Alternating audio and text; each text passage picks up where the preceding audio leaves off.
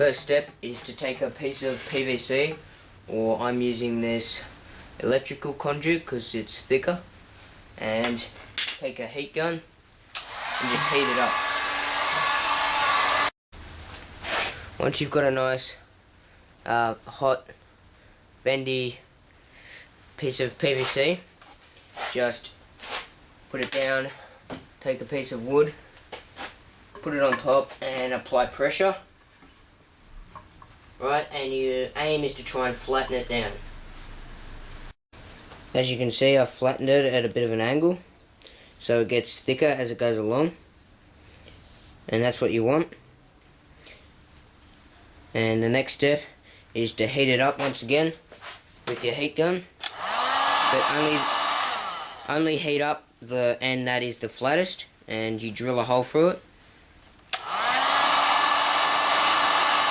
Once the end's nice and hot, you can just try and bend it over a bit like that. It's quite hot, so you might want to put on a glove or something, and you want to just hold it like that. Once your curve is in, it should be at a nice angle, getting thinner and thinner up to your curve. The next step is to do the exact same thing on another one, and then put a little notch in instead of a hole. The next step is simply to take a piece of white PVC, slightly larger than the orange one, but not enough for the orange to slide through, and heat up each end.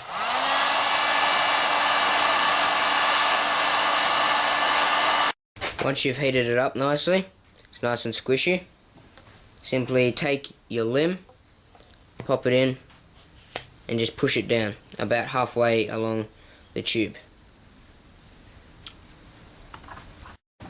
Now that both your limbs are in, you can see it works as sort of a takedown bow. You can pull that out, and then it goes down to about that size, which is quite a good size. Right, and just sits in nicely like that. Your completed bow should look something like this.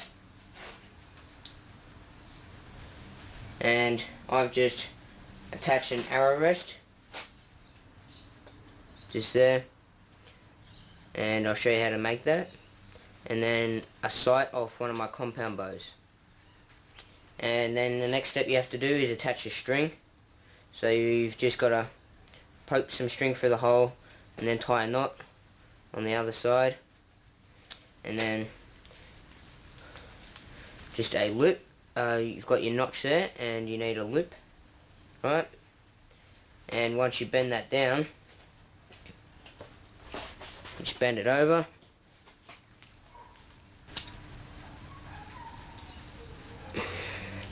get your loop on, and now you've got your bow strung. To make your arrow rest, the first step is to cut a little bit of PVC off some PVC, and then you just need to heat it up and bend it to a right angle. Okay, so I've heated it up, bent it to a right angle, and then just simply duct taped it straight onto the side of the bow. And with the sight, I just glued that on. Right, you can adjust it to however you'd like it, up, down, whatever.